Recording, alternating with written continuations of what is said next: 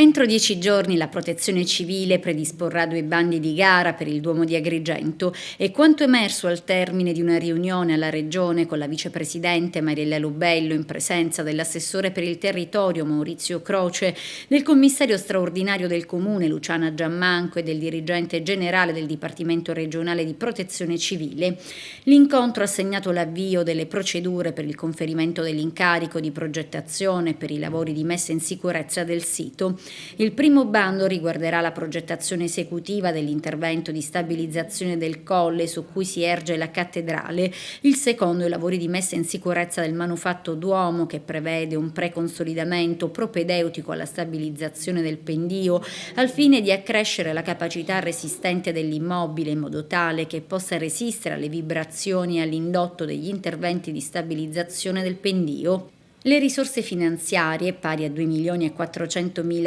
euro, saranno garantite dal piano di azione e coesione terza fase e se buone notizie arrivano sul fronte del consolidamento della cattedrale e più in generale per il centro storico, brutte notizie invece per quanto riguarda la realizzazione della nuova rete idrica cittadina, un'opera attesa da anni. Nei giorni scorsi sull'albo pretorio del lato idrico era apparsa una delibera da parte del commissario straordinario per l'autorizzazione dei lavori del primo stralcio di ristrutturazione e automazione per la rete idrica di Agrigento per un ammontare complessivo di 26.180.000 euro. Tutto pronto e invece no, perché adesso la Regione dice di prendere tempo perché è necessario valutare su quale programma finanziario dovrà gravare il progetto, bloccando sostanzialmente tutto a data da destinarsi e dire che il decreto di finanziamento risale addirittura al gennaio del 2012 e da allora, tra promesse di cittadinanze onorarie, premio all'allora presidente Raffaele Lombardo, polemiche e allarmi più o meno fondati di possibilità di perdere per sempre il trasferimento,